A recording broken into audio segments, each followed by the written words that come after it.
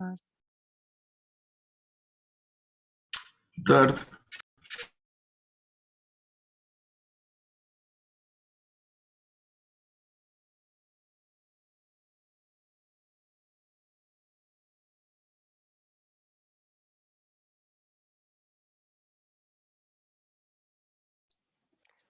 Certo? Já está toda a gente? Joana? Sim, já admiti todos. Ok, então vamos começando, se entrar alguém depois apanha a meio. Boa tarde a todos, eu e a Joana e também a Carolina que aqui está, somos membros da Comissão de Responsabilidade Social e antes de iniciar o evento queria em nome de nós todos da Comissão agradecer a presença de participantes e em especial também dos oradores que aceitaram o nosso convite para vir a esta sessão falar de um tema tão importante e atual que é a desigualdade de género. Passo então a apresentar os oradores. Connosco temos o Tiago Rolino, que é advogado, licenciado em Direito pela Universidade Católica Portuguesa e atualmente mestrando em estudos sobre as mulheres, género, cidadania e desenvolvimento na Universidade Aberta e é também investigador júnior do Centro de Estudos Sociais. Do outro lado temos a Ana Isabel Silva, que é licenciada em Bioquímica, mestra em Neurobiologia e atualmente é investigadora na Universidade do Porto. Feitas as apresentações, vou passar a palavra à Joana, que dará início às perguntas. Olá, boa tarde a todos. Obrigada, Rita. Então, eu vou começar por perguntar que fatores é que vocês consideram ter estado na gênese da desigualdade de género e também outros passos que considerem que contribuíram para uma mudança de paradigma. Não sei quem é que quer começar. Força, Tiago. Não. A Joana travou aí um bocadinho, por isso eu não percebi o resto. Peço desculpa, eu vou repetir, deve ter sido aqui da internet. Pronto, então a questão era os fatores que consideram que estiveram na gênese da desigualdade de género e os passos que consideram também ter contribuído para uma mudança de paradigma.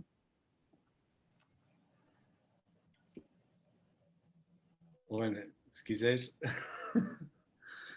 mas eu posso,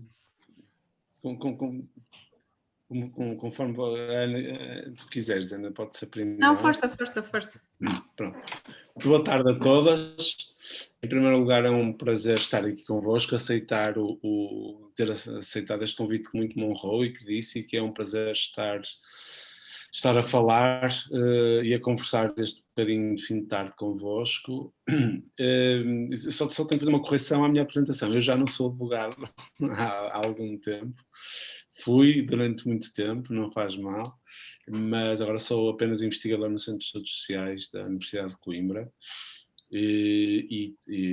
onde temos a nossa equipa bastantes projetos nesta área da igualdade de género, da desconstrução de estereótipos de género e de masculinidades em específico. Eu iria começar exatamente por aí, a gênese da desigualdade de género,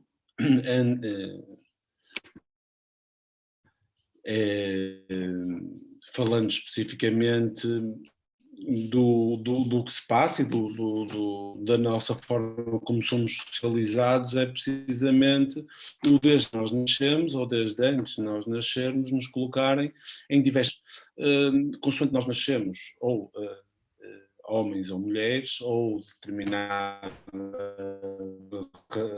ou socializadas ou não, das nossas condições sociais, etc. Por isso nós somos catalogados e colocados dentro de caixinhas desde que nascemos e, como caixinhas estanques, temos que cumprir determinado papel se nascemos de determinada forma. Eu falei em homem ou mulher, mas nessa perspectiva binária, porque há muitas mais outras expressões de género, de identidade de género, e que podemos falar, mas para situar apenas nesta binariedade de homem e mulher. Acontece que é exatamente isso. Como nós temos que seguir quando somos mulheres. E a mesma coisa se passa na nossa racialização, se somos racializados ou não, se nascemos em determinada zona do globo, no sul, no norte, etc. A forma como neste mundo patriarcal que nós estamos inseridos as expectativas que se esperam de um homem e de uma mulher são naturalmente diferentes e o que fazem com que, estando o homem numa posição de poder, tendo poder desde tempos imemoriais, faz com que haja esta clivagem. E vocês disseram muito bem, começaram por dizer as desigualdades de género, porque é importante nós sabermos e reforçarmos que o contrário da igualdade, ou qualquer igualdade, que todas sejamos iguais, nos gestamos da mesma maneira, comportemos, temos os mesmos gostos, mas sim o que não queremos é outro em direitos, responsabilidades, deveres, e é isso que acontece neste mundo desigual em que os homens estão nessa posição da hierarquia de poder superior às mulheres e homens cisgênero, ou seja, há toda uma panóplia de características das quais eu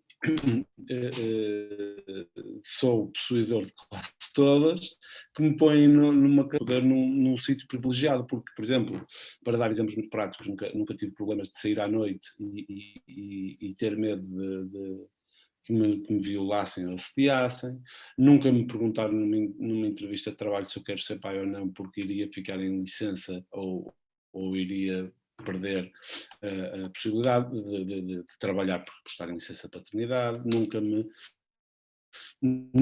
no mesmo trabalho, eu nunca tenho problema de ganhar menos que uma pessoa do sexo feminino, nunca fui discriminado por andar na rua com a mão dada com a minha namorada, porque sou heterossexual, ou na minha companheira, ou a minha mulher, portanto eu nunca senti na pele esta desigualdade. Como é que para responder muito rápido, para não demorar, depois eu não me calo, que passos é que podem contribuir para a mudança de paradigma? O paradigma ainda não mudou, nós ainda vivemos num mundo patriarcal capitalista onde os homens estão numa posição de privilégio, portanto, obviamente como género, uma construção social, em que é a forma, como eu disse, desde que nascemos socializados para os homens e as mulheres, é uma característica que é mutável, ou seja, ou cronológica em que estamos e que muda também de região para região. O que é certo é que as pessoas já vão tendo mais consciência destas questões das desigualdades e vão-se dando passos com um exemplo nossa conversa e muitos outros, como projetos de investigação-ação, como artigos académicos, como mudanças exatamente de paradigma, mas ainda há muito trabalho a fazer e cada vez nós vemos que nós estamos a achar que as coisas estão a mudar e vêm agora forças contrárias que querem que as coisas voltem à família tradicional, ao papel tradicional da mulher e do homem, e portanto quando nós pensamos que estamos a dar passos em frente, temos forças que nos empurram 2 passos para trás, por isso longe de estar eu acho que o Tiago disse praticamente tudo, não é? Eu sou da área da neurobiologia e durante muito tempo, e ainda agora, há muitas correntes e normalmente querem-nos fazer vender a ideia de que há esta diferença binária entre homens e mulheres, porque há realmente diferenças estruturais, diferenças genéticas, diferenças cerebrais e que a ciência explica tudo isto. A verdade é que não explica, não é? Nós percebemos que é errado fazer essa separação, homens e mulheres, com base, se fôssemos a ver, com base na ciência. E por isso é, como o Tiago estava a dizer, uma construção social. O género é uma construção social, vem até logo de quando nascemos, da maneira como crescemos, da maneira como estudamos e depois como entramos no mercado de trabalho. E essas expectativas que são tidas. E acho que muitas dessas coisas são inconscientes, também nos marcam inconscientemente, mas a verdade é que marcam. E depois tem essas consequências em nós e essas consequências ainda dão mais aso a que digam, estão a ver, isto afinal é mesmo verdade, as pessoas são mesmo, os homens e as mulheres são mesmo diferentes e portanto tem que ser a ciência a explicar isso. E acho que tem havido cada vez um interesse maior em como a ciência explica ou não isto. É uma área que me interessa bastante, uma área em que eu gostaria de me debruçar mais, e que acho que deveria haver melhor comunicação de ciência sobre isto para mostrar às pessoas que realmente que há uma variabilidade muito grande entre todas as pessoas e que uma separação entre sexos é claramente errada para explicar essas diferenças. E depois, como o Tiago dizia, não é só uma questão de diferença. Não estamos só a dizer aqui que os homens e as mulheres têm papéis diferentes na sociedade, mas sim que esses papéis têm uma importância diferente, ou que os homens têm uma superioridade maior na nossa sociedade. E essa superioridade é socialmente, como estava o Tiago a falar, de quando se sai à rua, etc. Mas uma das mais graves é a superioridade económica, porque, e podemos falar mais à frente, que os trabalhos tipicamente masculinos são os associados a uma superioridade de estatuto e económica, e isso tem-se vindo a perpetuar. Como é que nós podemos mudar isso? Eu acho que podemos ir falando ao longo desta conversa. Agora, eu acho que nenhuma mudança vai ser individual. Ou seja, tem havido muita, e podemos desenvolver isto mais à frente, mas tem havido muita tentativa de empoderamento das mulheres, que é importante no mercado de trabalho e na sociedade, e tudo isso é muito importante. O problema é que a tónica cai sempre muito na alteração individual da mulher e do seu comportamento. E apesar disso poder ser importante em muitos aspectos, acho que só vamos conseguir alterar este paradigma quando alterarmos realmente a sociedade e de como estas expectativas ao longo do nosso crescimento, começam logo mesmo no nascimento, perpetuam estas desigualdades. Seguindo um pouco o raciocínio de que o paradigma ainda não se alterou, ainda estamos a trabalhar para uma sociedade mais justa, digamos assim, queria perguntar em que áreas é que acham que se deu a emancipação da mulher em primeiro lugar? Agora começa a Ana, mas antes eu queria acrescentar só uma coisinha. Esta socialização, estes estereótipos, começam ainda antes do nascimento. Eu dou um exemplo muito, muito rápido, que já não vou para as cores que se escolhem nas portas da maternidade, nem isso. É um exemplo muito rápido. Vocês, quando estão com uma mulher grávida, as pessoas, normalmente, quando estão com uma mulher grávida e sabem que ela está grávida de uma menina, quase automaticamente baixamos a voz, falamos com uma voz mais suave, mais sensível. Dizemos, vai ser, que bonitinha que vai ser uma princesa, etc. Quando sabem que está grávida de um rapaz, já pomos uma voz mais assertiva, um rapagão, e depois se dá pontapés, vai jogar futebol. Portanto, nós até antes do nascimento já estamos a ser condicionados pelos nossos papéis de género, é só este apontamento. E realmente a neurociência é uma coisa espetacular, e houve um investigador que se chama Simon Baron-Cohen, que é um investigador, mas é conhecido pelo facto de ser primo daquele ator que faz de Borat, e ele tentou mostrar a uma certa altura que os recém-nascidos, sejam rapazes ou raparigas, logo nos primeiros dias tinham propensão visual para diferentes brinquedos. Isso foi depois descredibilizado, mas é engraçado como se tenta sempre arranjar uma explicação científica quando já há, antes do nascimento e logo no nascimento, alterações sociais. Onde é que se deu essa emancipação? Bem, se calhar a história não é muito o meu forte, mas eu acho que qualquer emancipação das mulheres a nível social e económico passa ou terá de passar pela via laboral. As mulheres no mercado de trabalho, igualdade no salário, igualdade no respeito, e igualdade na importância atribuída ao seu trabalho. E depois, pronto, outras coisas vieram e terão de vir, como fora do mundo laboral, as alterações que existem, sabe, no trabalho doméstico, por exemplo, que a nossa geração tão nova supostamente já não teria nada dessas desigualdades, só que todos os estudos mostram que na nossa geração não acabou com essas desigualdades no trabalho, em casa, o que é um bocado chocante. E por isso vai demorar algum tempo, mas eu acho que estas duas áreas são essenciais para qualquer emancipação futura. Ok. Falarmos em emancipação, se falarmos numa emancipação formal, temos que ir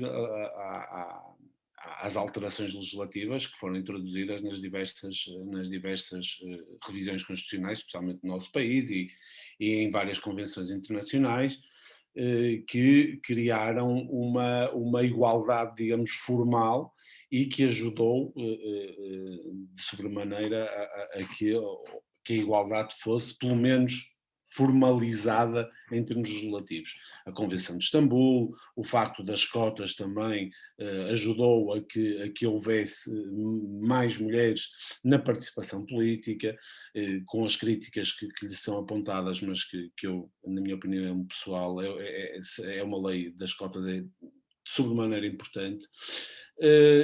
Portanto, nós temos uma emancipação formal e depois com as lutas feministas, onde foram conquistando direitos desde as primeiras, as sufragistas inglesas, etc.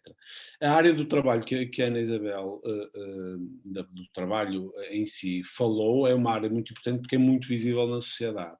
Mas temos que ver que, por exemplo, primeiro, dois aspectos. O primeiro é que não podemos desligar a interseccionalidade destas questões, porque uma das conquistas feministas foi o facto da mulher poder trabalhar fora de casa, poder ter um emprego, mas foi uma conquista europeísta e de branquitude, de características de branquitude, porque as mulheres negras, as mulheres do Sul, já trabalhavam fora de casa e mantinham as mesmas responsabilidades dentro de casa e tinham uma dupla função que o facto de poderem trabalhar de casa não era uma conquista para elas, porque já o faziam, portanto não era aí que iam conquistar o seu direito. Essa é a primeira.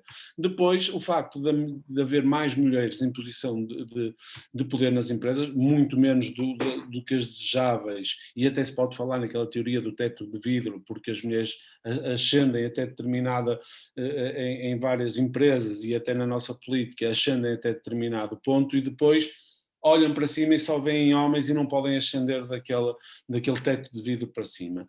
Depois há outra coisa que essa emancipação das mulheres que até têm uma, e a Ana referiu isso com muita importância, as próprias mulheres que se foram emancipando na vida profissional e chegando a cargos de poder, fizeram-no reproduzindo características sociais masculinas.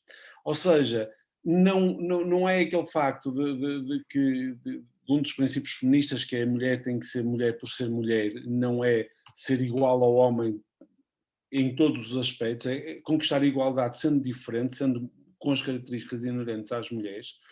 E o que acontece é que as mulheres, para serem mais valorizadas, apesar de chegarem, e para serem mais, para manterem aquela posição de poder, começaram a adotar traços que eram de masculinidade hegemónica, ou seja, não há uma igualdade plena mesmo que elas estejam em posições de chefia, não é? Porque se não o adotassem, não eram tão bem vistos, porque ainda hoje estive a falar num brainstorming que tivemos a fazer numa reunião de trabalho sobre o facto das mulheres, das meninas, de ser muito mais bem visto, ser uma menina brincar com brinquedos de menina e ter comportamentos de menina do que um menino, por exemplo, brincar com bonecas ou ter comportamentos de menina. A menina, para já chama Maria Rapaz, obrigando-a a ser de um género que ela não se identifica, se não se identificar, não é? Portanto, mas é bem visto, uma Maria Rapaz é sempre fixe para os rapazes, não é? Um rapaz que gosta de brincar com bonecas e que não joga bem futebol, que corre com uma menina, já é visto de uma forma pejorativa, e isto para dizer que mesmo a emancipação tem sido feita aos olhos da sociedade, tem sido um bocadinho mais bem vista, porque as mulheres adotam comportamentos masculinos, de masculinidade, e isso, enquanto não se vir as mulheres e o sucesso das mulheres e a chegada de mulheres ao topo por uma perspectiva da feminilidade, de assumir a igualdade em termos de feminilidade, ainda não há emancipação pura. Isto na minha...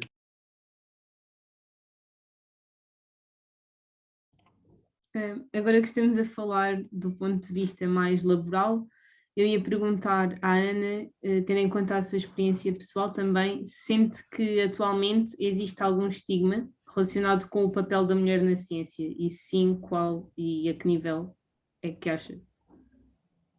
Sim, aquilo que o Tiago estava a dizer da interseccionalidade é muito importante, e é verdade que nós tivemos as mulheres a entrar no mercado de trabalho, mas também é verdade que muitas delas já trabalhavam, e, não, e havia aqui várias questões, como o Tiago falou, mas também o facto da classe social, não é? As mulheres mais pobres já trabalhavam, já saíam de casa, e já contribuíam para a economia da casa. Em relação aos cargos a que as mulheres podem aceder, eu costumo ver muito isto como uma limitação, tanto horizontal como vertical. Uma pelo facto de horizontalmente diferentes áreas também estarem vedadas às mulheres. Não vedadas oficialmente, não é? Não há nenhum curso que diga não aceitamos mulheres ou só aceitamos homens, etc. Mas a verdade é que temos uma diferença brutal nas áreas e nos cursos de ensino superior que são escolhidos por homens e mulheres, e a verdade é que cursos que estão associados a um maior salário, por exemplo, nas áreas das engenharias, das tecnologias, são áreas que recebem tipicamente mais homens. Isto é uma clara construção social. E depois esta diferença de hierarquia, termos menos mulheres em cargos de chefia, que já falarei sobre isso.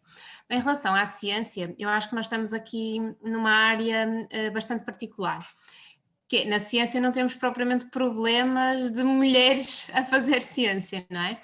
Obviamente vai depender bastante das áreas, mas, por exemplo, na minha área, das ciências da saúde, das ciências da vida, eu diria que 80% a 90% das pessoas que trabalham nesta área são mulheres. E também seria importante discutirmos o porquê disso, mas pronto, porque homens e mulheres escolhem áreas diferentes.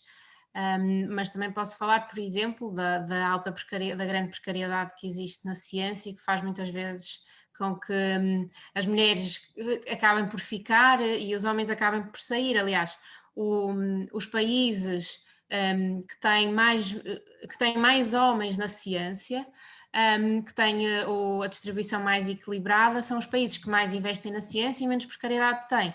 Portanto, quando a ciência tem mais investimento, menos precariedade, os homens ficam mais. E eu acho que isso é muito importante estudar, e Portugal é dos países com mais mulheres na ciência, é um dos países com mais precariedade nesta área.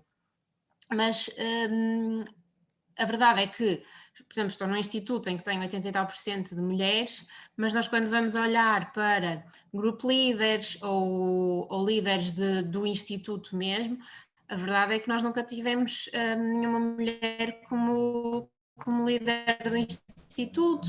Se nós formos olhar para o Conselho de Reitores, há muito poucas mulheres reitoras, penso que e por isso, apesar da base, ou seja, se fosse 50-50 ou se fossem mais homens, percebia-se, mas sendo mais mulheres na base, não se percebe como é que nos cargos de maior poder há mais homens. Mas uma coisa importante aqui, que o Tiago também referiu, é, porque perguntam-nos muitas vezes, mas sentem discriminação na vossa área, na ciência? E vamos perguntar isso. A maior parte das mulheres que estão em cargos de poder, de chefia, elas vão dizer que que nunca sentiram qualquer discriminação. E eu não acredito que elas estejam, ou seja, eu acho que elas acreditam mesmo que não sentiram, ou então acham que admitir que houve essa discriminação e que elas tiveram que lutar contra isso e tiveram que trabalhar mais para isso, é quase como uma desvalorização do seu trabalho para chegar até aí. E por isso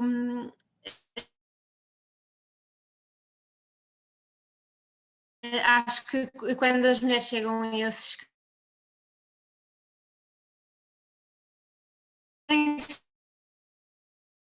a menosprezar, antes de fazer só arma, tem que discutir isso. O problema é que isso depois perpetua muitas injustiças e faz com que as mulheres que queiram aceder a isso achem que não acedem por culpa sua e não por causa de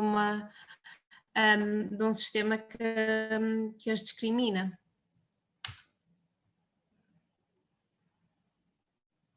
E era isso. Ok, eu ia agora perguntar então ao Tiago, relativamente a esta questão, se considera, para além da ciência, que existam outras áreas em que o trabalho da mulher não é reconhecido, e se puder dar alguns exemplos também. Eu não acho que seja uma questão de reconhecimento ou não reconhecimento do trabalho da mulher, porque quando o trabalho da mulher é reconhecido como em forma de quando se trabalha e não acho que a desigualdade aqui seja no não reconhecimento. Eu acho que é mais uma questão de como falamos eu e a Ana, de haver este paradoxo de, em muitas áreas, as mulheres estarem em maior número e depois não ocuparem posições de chefia. Ou seja, sim, aí talvez o reconhecimento da mulher como apta para uma posição de chefia, sim, aí há uma falta enorme de reconhecimento da capacidade, porque por causa dos estereótipos todos típicos de género, porque a mulher, se faltar, se os filhos estiverem doentes, como o cuidado está estereotipadamente e historicamente ligado às mulheres, elas vão ter que faltar, etc, etc. Portanto, aí sim há diversos, os estereótipos de género não deixam com que o trabalho, ou seja, a chefia das mulheres seja reconhecida como é do homem. Mas, e isso é o essencial de tudo. Acho que... Mas eu aqui gosto muito mais de me pôr no lugar de escuta, e quando é falar de falta de reconhecimento da mulher, a Ana Isabel, como mulher que é, tem muito mais propriedade do que eu para falar, portanto. Eu acho que aqui um aspecto essencial também é que há diferentes fases da vida, não é? E eu falo disto com muitas investigadoras mais velhas, se alguma vez sentiram discriminação, que tipo de discriminação sentiram, e uma resposta que eu ouço frequentemente é que nunca tinham sentido isso até serem mães, e muitas vezes é o facto de haver maior responsabilidade familiar, que é tão distribuída de maneira tão desigual, que se calhar faz com que... Não que a mulher assuma menos responsabilidades no trabalho, mas que lhes seja atribuída, se calhar, menos responsabilidades no trabalho. E, portanto, perceber que também que a desigualdade vai crescendo à medida que a responsabilidade familiar é maior. Na parte da ciência, só acrescentar uma coisa que acho que é muito importante. Por exemplo, nesta fase da pandemia, a produção académica de ciência subiu muito para os homens e desceu para as mulheres. Ou seja, mesmo nestes tempos em que nós já falamos de igualdade, as mulheres assumiram um papel de cuidado mais uma vez nesta pandemia, que lhes permitiu não produzir tanto em ciência e em artigos académicos, e os homens ficaram, olha que bom, em casa, até subiu a produção académica. Portanto, é aqui que se vê que estas desigualdades são ainda muito presentes na nossa sociedade. Agora nós queríamos passar a falar um bocadinho do outro lado da moeda, ou seja, e também lembrando aquilo que o Tiago disse há um bocadinho sobre os meninos, quando brincam com brinquedos de meninas, também serem discriminados, digamos assim, ou pronto. Não é bem discriminados o termo, mas pronto, vocês percebem. E portanto, o que eu quero perguntar é se, quando os meninos passam a ser homens, se existem também, por exemplo, profissões que eles desempenham que podem ser, e aqui sim, discriminadas pela sociedade, nomeadamente no setor educacional, há exemplos, há muitos casos até de pedofilia e isso acaba por se tornar por ser generalizado, uma generalização falsa e errada. E por isso eu queria perguntar se o Tiago tem outros exemplos, e depois a Ana Isabel, outros exemplos de onde essa discriminação acontece e se isto é uma realidade também em Portugal. Ok. Ainda bem que a Rita fez a ressalva, e se bem que depois a manteve, não há. Os homens não são discriminados, ponto. Não há aqui discriminação em relação aos homens.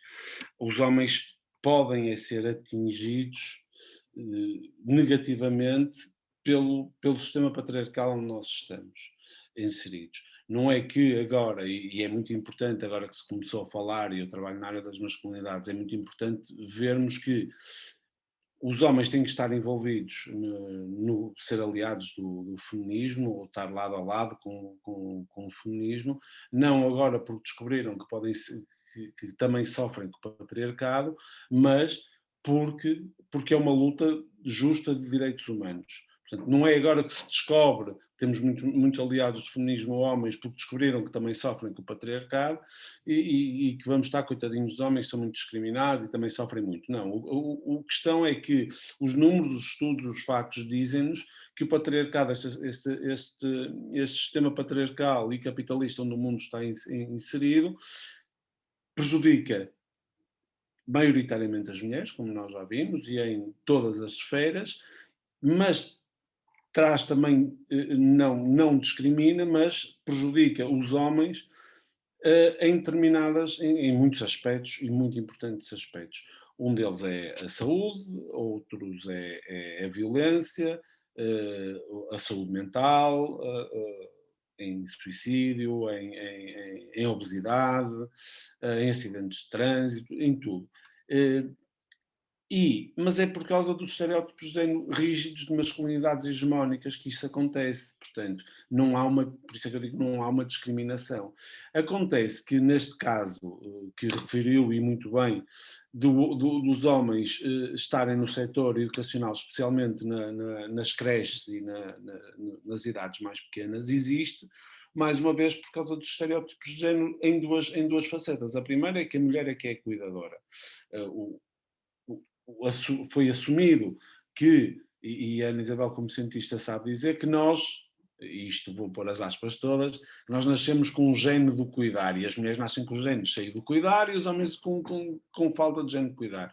O cuidar é um comportamento que se aprende e apreende. Obviamente, se as meninas pequenas, desde pequenas, lhes põem um nenuco, uma Barbie, uma caminha, um biberon de bebê, obviamente vão estar mais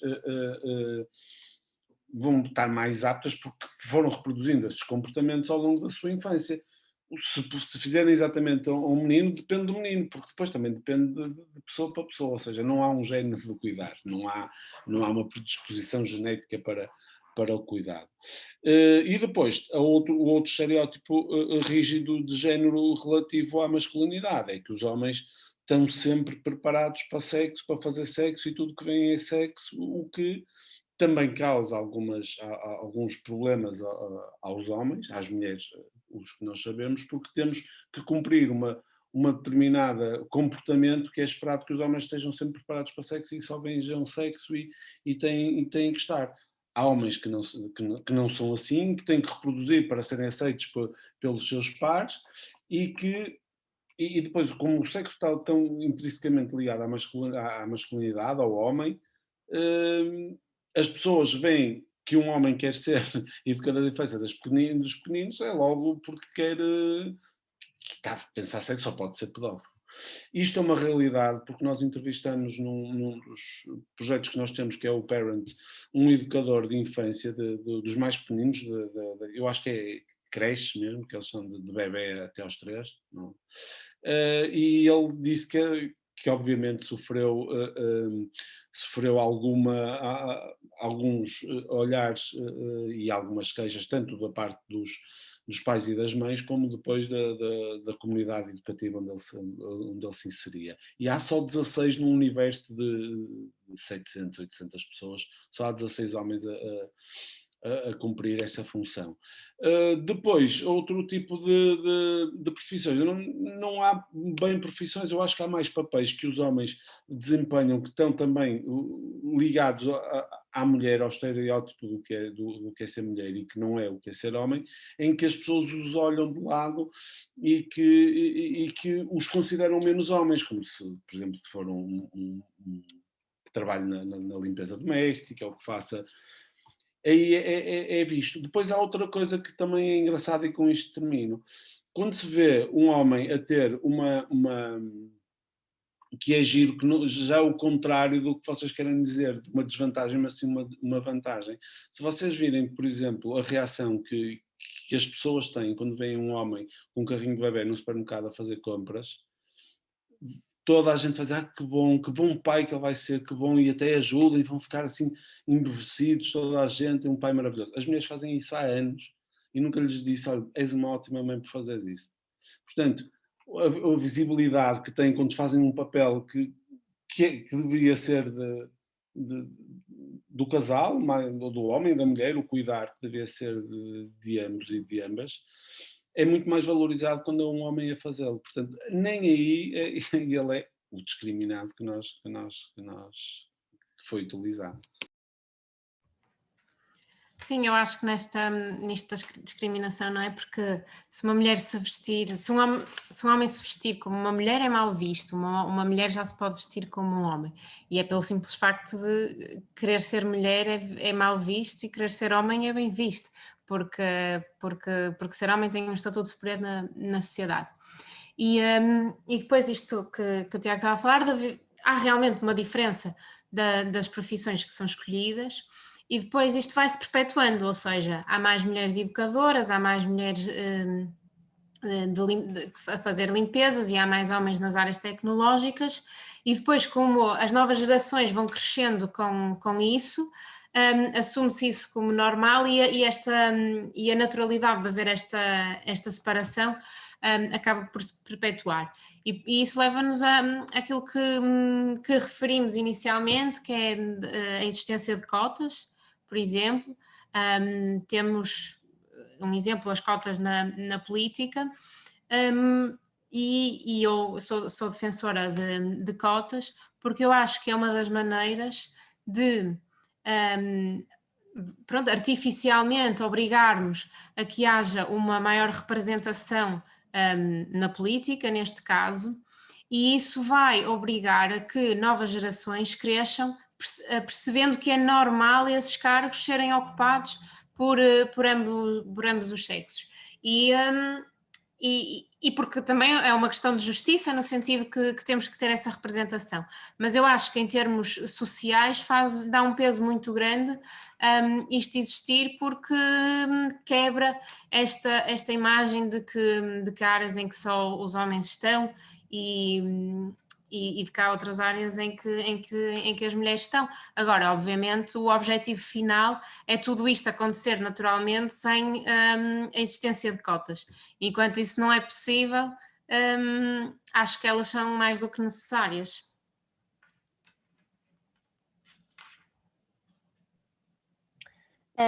Queria perguntar, neste caso, o Tiago acabou por já dar um exemplo do supermercado, mas pronto, pode ser que tenha mais algum, de situações do cotidiano em que há desigualdade entre os dois géneros, que não sejam no âmbito laboral.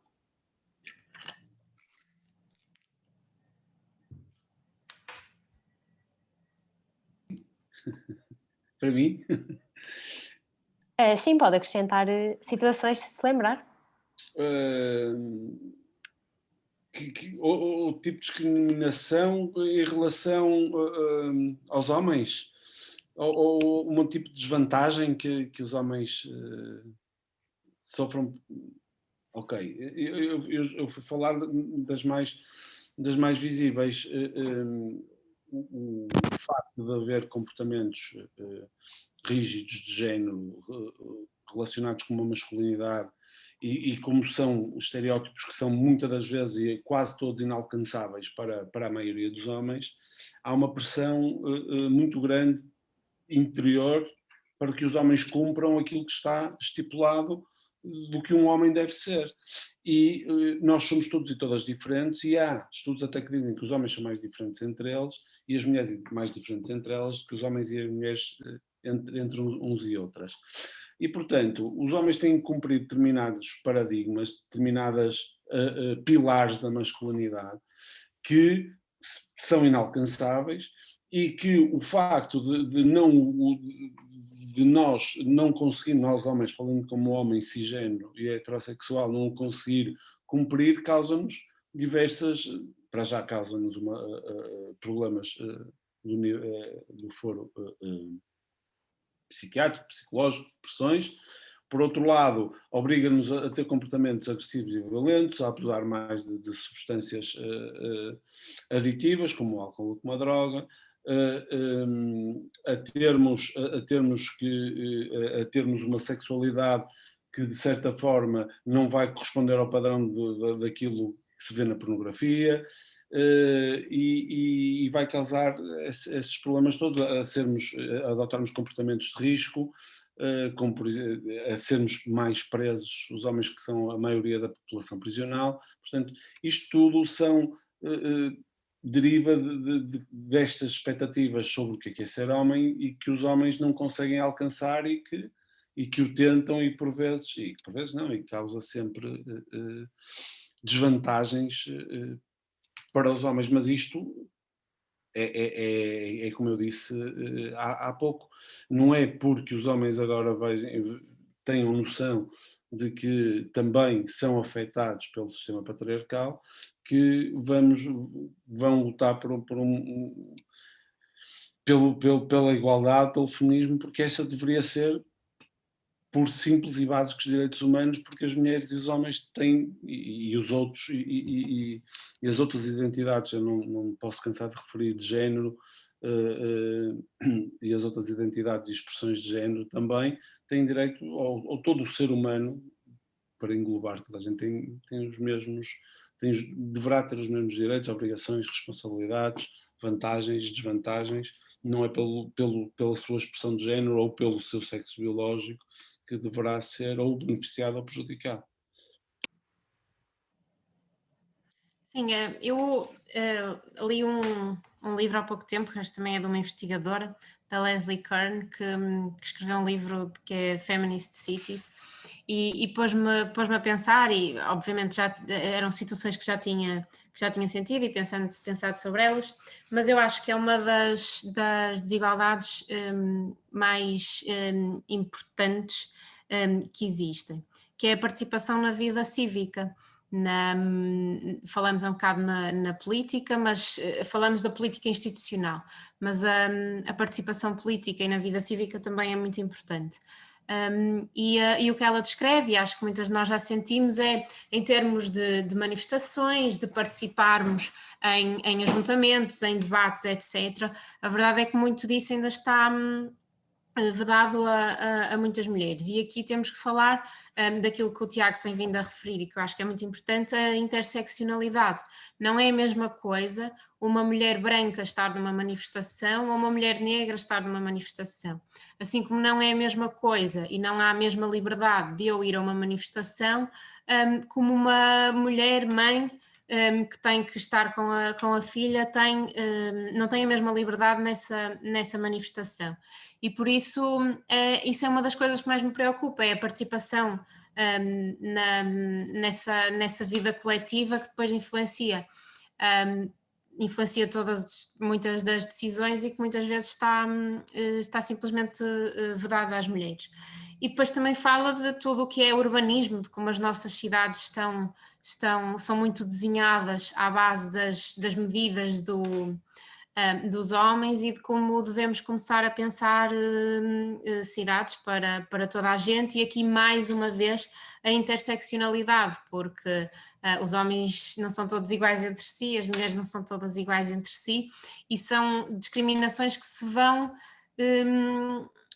vão acumulando umas em cima das outras, não é? O ser mulher, o ser negra, o ser deficiente, ser pobre, tudo isso vai-se acumulando. E quando nós pensamos numa cidade para homens e mulheres, não podemos pensar só no standard de homem e mulher, temos que pensar em todas essas. E acho que o feminismo também é isso, não é? Ou é interseccional, ou então vai servir muito pouca gente. Vai servir as mulheres brancas, vai servir as mulheres com melhores condições económicas, e até mesmo na ciência. Nós, quando falamos em precariedade, por exemplo, e combater isso, é uma coisa que vai ajudar muito as mulheres e a conseguirem seguir esta área e conseguirem subir na carreira. Mas também há outro tipo de discriminação que não é discriminação de género, que é a discriminação mais silenciosa de classe social. E tudo isso tem que ser envolvido para que, agora que temos a oportunidade de pensar em cidades e sociedades viradas para todos, que não sejamos só, que não tenhamos só duas dimensões, que consigamos pensar em todas.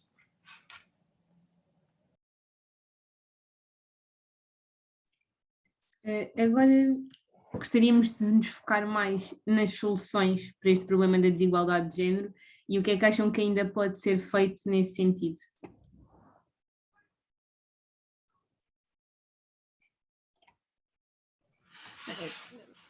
Era aquilo que eu estava a dizer no início. Eu acho que tudo o que nós temos visto de workshop de empoderamento e assim é tudo muito importante, mas baseia-se muito em as mulheres começarem-se a comportar como homens, ou seja, ganharem o seu espaço à mesa, saberem falar com os superiores, saberem negociar, etc., e terem um comportamento mais parecido com os homens para se incluírem nesse espaço.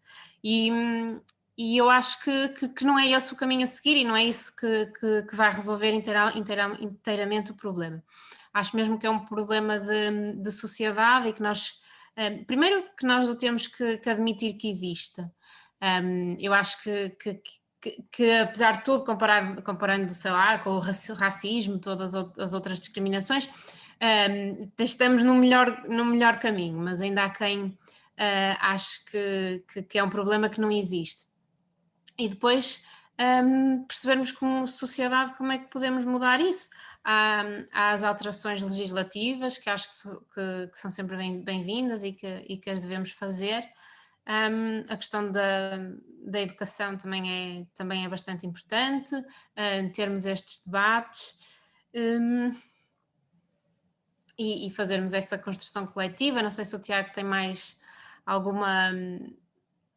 baseado em estudos que possa ajudar,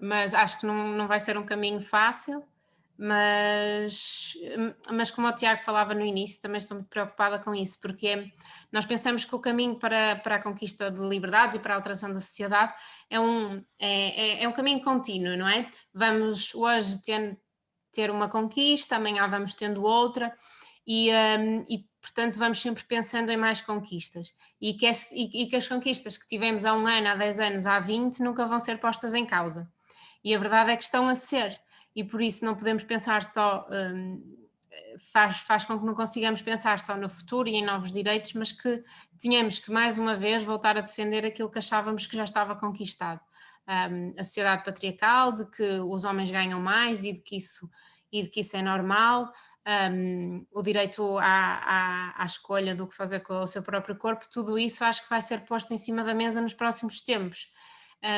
Acho que vai ser uma coisa com que nos vamos ter que preocupar, com que já nos devemos estar a preocupar, mas que também corremos o risco de, defendendo tudo aquilo que nós já conquistamos, não consigamos conquistar mais e olhar mais para a frente. E é um desafio que nós vamos ter nos próximos tempos e espero que o consigamos superar, mas também estou bastante preocupada com isso. Eu não tenho nada que acrescentar o que a Ana Isabel disse, que é o fundamental. Agora, é importante nós termos, todos e todas, uma atitude de reflexão crítica sobre tudo o que vemos, sobre tudo o que lemos, sobre como nos comportamos, e essa reflexão crítica é cada vez mais importante quanto mais temos acesso à informação de uma forma imediata. E é importante nós desconstruirmos a nós próprios e construirmos logo a seguir por isso. E refletirmos sobre tudo o que nos apareceu até agora, porque os estereótipos não são nada mais, e essas coisas, do que ideias que nos apresentam e nós não as aceitamos como tal, sem pensarmos um bocadinho. Eu acho que nós fazemos reflexões críticas sobre nós, sobre a sociedade, sobre tudo, ajuda a que as coisas vão mudando de paradigma, e sem tirar aquilo que foi os projetos de investigação, ação, que são importantes para que se veja resultados, etc. E eu quero dizer esta reflexão porque o sistema patriarcal está cada vez, que nós pensamos que está a reduzir-se, que está a ser um bocadinho, a ser reduzido, mas não. Nós vemos agora nas últimas semanas, e nestes 2 últimos anos, exemplos de que estamos com o patriarcado e em full swing, completamente a andar. Uma delas é as respostas à crise pandémica de Covid-19, que nós temos visto, e fazer até a comparação com a última grande crise de 2007, em que o que se está a dar prevalência para ultrapassar, em primeiro, estes discursos, a primeira coisa logo é os discursos que ligam a pandemia à guerra e ao combate e à guerra. São discursos completamente de masculinidade hegemónica, e que depois deriva em que o combate terá que ser com ferramentas que não aquelas que nós necessitamos, que são o investir no cuidado, das pessoas, no cuidado de cada um e de cada uma de nós, e não investir em mais empresas, mais despesas para perpetuar este mundo onde nós estamos, em que as empresas que são paradigmáticas e exemplares do sistema patriarcal, como nós temos vindo a falar. E depois esta crise humanitária que estamos a ver agora nestes últimos dias, dos refugiados e das refugiadas, dos migrantes e das migrantes, são reproduções de territorialismo que é completamente ligado também à masculinidade do territorial, do combate, da política de guerra.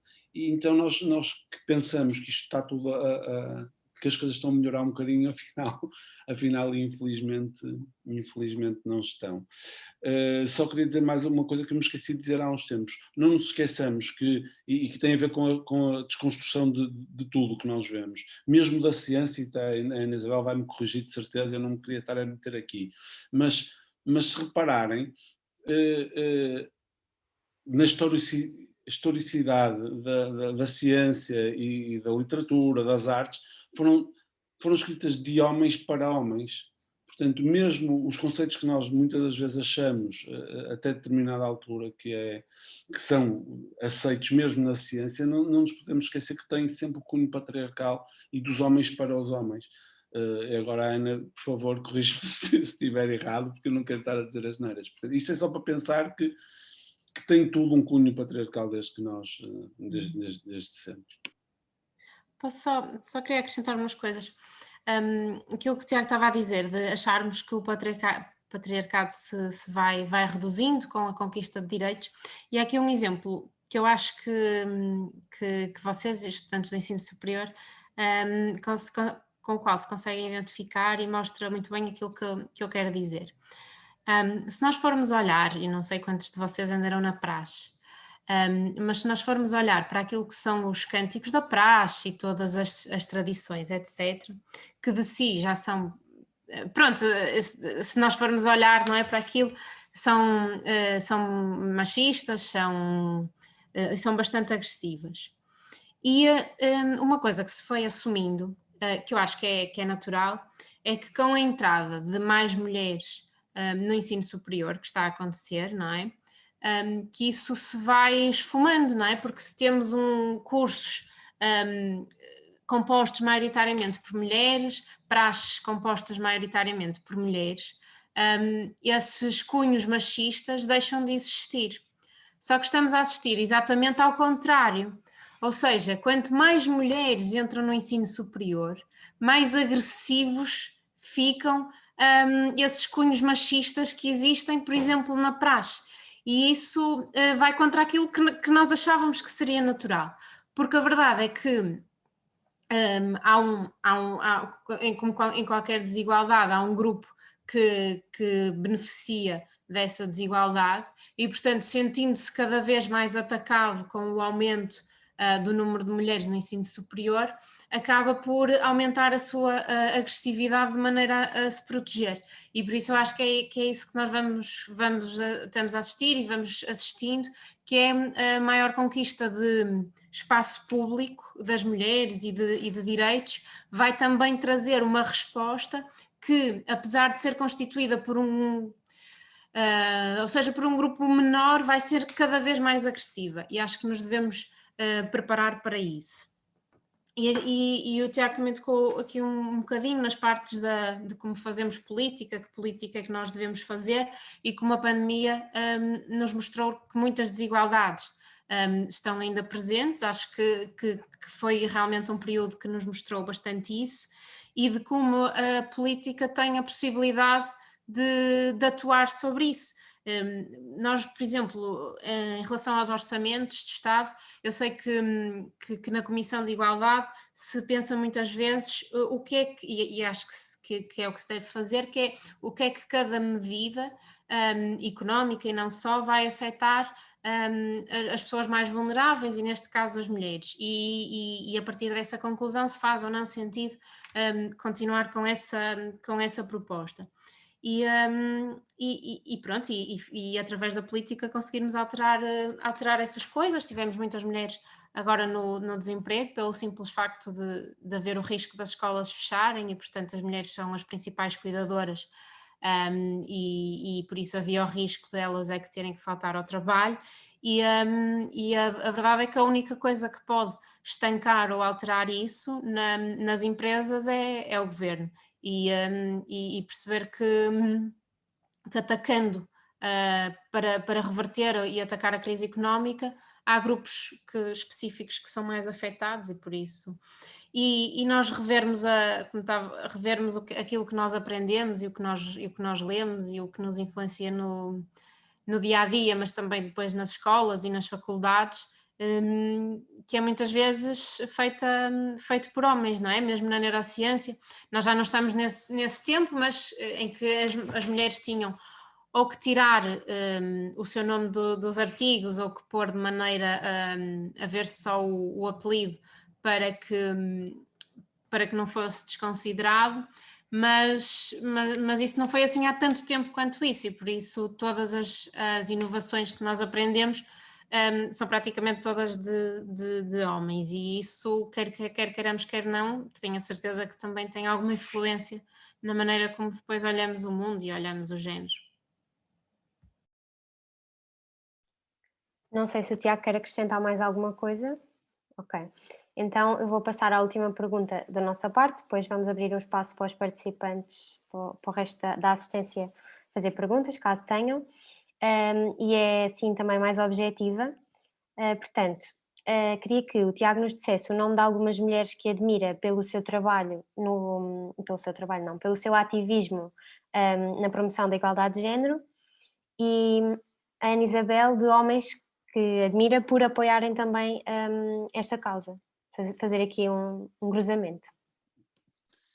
Tantas. Começando pelas históricas, a Simone de Beauvoir, a Maria Velho da Costa, a Maria Teresa Horta, a Maria Isabel Barreno, a Maria Lamas, a Virginia Woolf. Pronto, essas são as históricas e são as que me marcaram indelevelmente. Depois, nós temos um exemplo muito próximo de duas mulheres, uma que é minha amiga, é um pleonasmo, mas é minha amiga pessoal, que é a Marisa Matias, a Catarina Martins, a Secretária de Estado para a Cidadania e Igualdade, Rosa Monteiro, a Tatiana Moura, que é investigadora na minha área, que é a minha chefe e coordenadora da equipa, a minha colega de painel, Ana Isabel Silva, que o seu trabalho também é de ativismo e de política, porque o pessoal é político. E não nos esqueçamos disso, que é muito importante. Tudo o que fazemos na parte pessoal é política, é um dos dogmas bons do feminismo. E eu estaria a ser injusto porque eu agora falo na minha condição de homem e queria, já que é mais ou menos o termo, queria reconhecer, como já o fiz no início, o meu privilégio de homem branco, cisgênero e heterossexual, e queria que esse meu privilégio fosse usado para primeiro ajudar os homens como eu e os outros a perderem os seus privilégios, e para isso colocar muitas das vezes no lugar de escuta, e por isso é que às vezes é complicado falar nisto, porque a área das masculinidades, a área em que se verifica realmente algumas desvantagens que têm vindo para os homens, tem que se tratar com cuidado para não pormos outra vez o foco nos homens, outra vez a importância, ser outra vez os homens. Portanto, a maior parte a minha admiração vai para todas as mulheres, e isto sem qualquer tipo de paternalismo, e com muita sinceridade. Bem, em relação às mulheres, há aquelas conhecidas pelo seu ativismo feminista, mas eu costumo sempre pensar naquelas mulheres como, sei lá, as nossas avós ou as mulheres que vivem nos chamados países em desenvolvimento, que vivem em sociedades altamente patriarcais, ou as pessoas mais velhas que viveram numa sociedade muito mais patriarcal que a nossa, e que apesar de tudo conseguiram sempre arranjar estratégias de libertação, e que já eram feministas antes sequer de se falar sobre isso. E isso eu acho sempre muito importante. Em relação aos homens, acho que valorizo todos os que, sabendo que, ou colocando-se no papel das mulheres, conseguem se juntar a esta luta, sabendo que nunca vão conseguir perceber exatamente de que discriminação estamos a falar. Acho que não vale a pena assumirmos que sim, mas que consigam colocar-se do nosso lado, e fazendo coisas que no dia a dia são tão simples de fazer, como dizia o Tiago, respeitar os espaços de fala, e perceber também como é que e fazer a sua desconstrução, não é? Como é que as suas decisões podem ou não afetar a igualdade, mas também tendo uma perspectiva maior do que a sua ação individual, não é? Conseguindo imaginar uma sociedade e uma política que promova essa igualdade.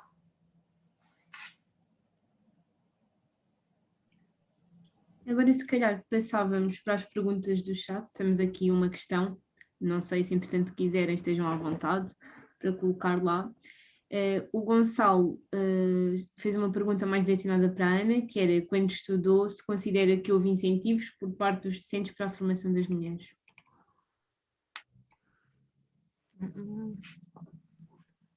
Sim, eu acho que sim. Se calhar eu tinha aqui um dado que li num livro, por acaso, de um investigador português, e acho que está relacionado com a parte do estudo e da ciência, que é em relação agora na ciência, valoriza-se muito, por exemplo, a internacionalização e o estudar noutro país e aprender, ir para outros laboratórios fora, etc. As mulheres também vão, como os homens, mas normalmente escolhem países um bocadinho mais perto da sua origem do que os homens, e portanto a liberdade acaba por ser menor, e eu acho que muitas vezes é uma coisa completamente inconsciente, mas que assumem mais responsabilidades no seu sítio.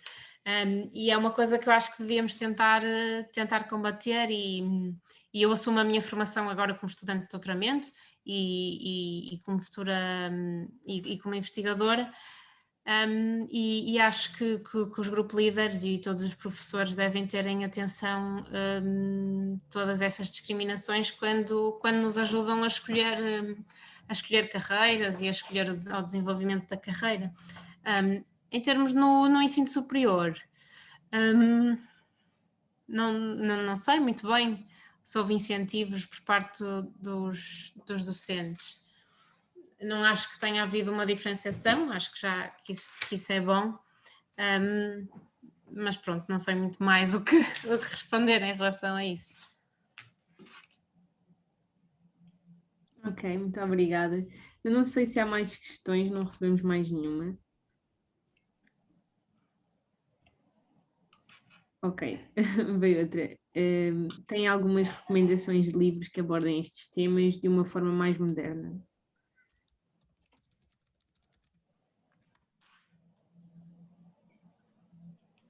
Sim, eu falei por exemplo, do Feminist City, da Leslie Kern. Estou também a ler um livro que se chama The Gendered Brain, da Gina Rippon. Posso escrever aqui depois. Apesar de que eu fui um bocado ao engano, porque pensei que era um livro que eu pudesse andar normalmente, e aquilo quase parece um livro da faculdade. Mas basicamente ela tenta explicar como é que, na perspectiva, ela é neurobióloga, como é que é mesmo um mito que existe diferenças científicas nos cérebros dos homens e das mulheres, por isso esse livro recomendo bastante. O Tiago quer acrescentar alguma sugestão? Mais direcionado com a minha área de estudo, que é que é a parte das masculinidades, das interrogações e construções e reconstruções. Há um livro muito interessante da editora da Global Masculinities, que é Interrogations e Reconstructions, que eu posso também escrever aqui, e outro que é do Michael Flood, que é Engaging Boys and Girls, in Prevention of Gender Violence. Acho que é assim o título todo, que é grande, mas eu também escrevo já aqui. E depois se forem ao site do Promundo, que é uma ONG internacional, tem diversos estudos e manuais sobre, por exemplo, o estado da paternidade no mundo, em que podem, com números reais, verificarem isto que estamos a falar das desvantagens destes comportamentos estereotipados e rígidos de género para as mulheres e para os homens, e como é que isso afeta as paternidades, as maternidades, e também é muito interessante. Mas eu escrevo já esses 2 livros aqui, vão-me dar um minuto. Ok, obrigada. Entretanto, podemos ir respondendo a mais coisas, se quiserem. Ainda não há perguntas.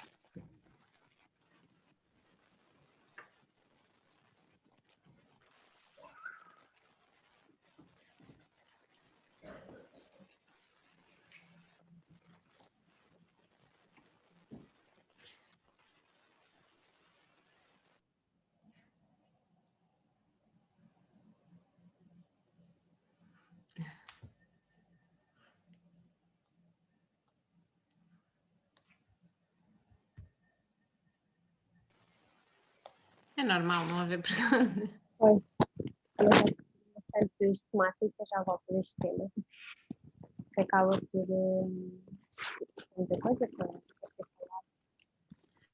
Se fosse pessoalmente, depois falávamos assim informalmente, não é? Pois, exato. Exato.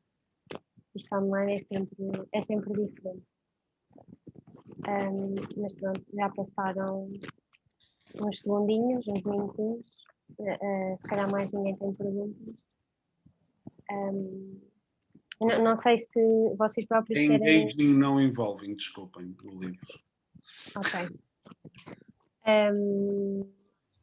O que eu ia dizer o que eu ia perguntar era se algum de vocês os dois ainda quer abordar alguma temática em particular, antes de fecharmos a sessão. Eu não queria ficar com a última palavra, quero que seja da Ana, por isso vou já dizer uma coisa.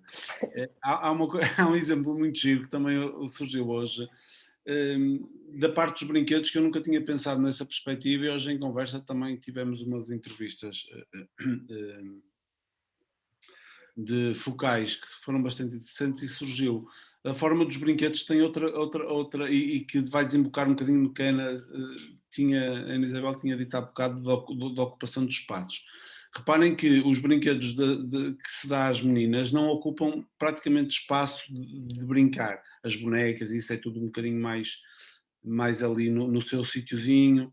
E dos homens, como os carrinhos telecomandados, já ocupam um espaço enorme. Isso já também são perpetuações de início da ocupação de espaço que nós também vemos desde pequenos, e foi uma coisa que foi conversado hoje e que eu não tinha tido noção, e realmente é um exemplo muito giro. Também não tinha noção, por acaso. Pronto, não tenho assim muito mais a dizer, é o que já fui dizendo ao longo da nossa conversa, e aquilo que o Tiago disse é muito importante, tudo é político, e perceber que há coisas que podemos ir alterando na nossa vida, mas que as coisas também, o sistema também é assim por alguma razão, e politicamente é assim por alguma razão, e portanto repensarmos toda a maneira como a nossa sociedade se organiza é muito importante, e acho que a faculdade é a altura ideal para fazer esses questionamentos. Sendo assim, se mais ninguém tem nada a acrescentar, eu queria mais uma vez agradecer a vossa disponibilidade. Eu pessoalmente gostei muito de toda a discussão, não só porque acabaram por ir dando exemplos em que nós nem sempre pensamos, tendo esta perspectiva da desigualdade de género, e também porque, pronto, acaba por haver muitas lições a reter desta sessão. Portanto, muito obrigada. Obrigada também aos participantes. E até uma próxima. Obrigado, muito obrigado. Adeus, obrigado, boa tarde.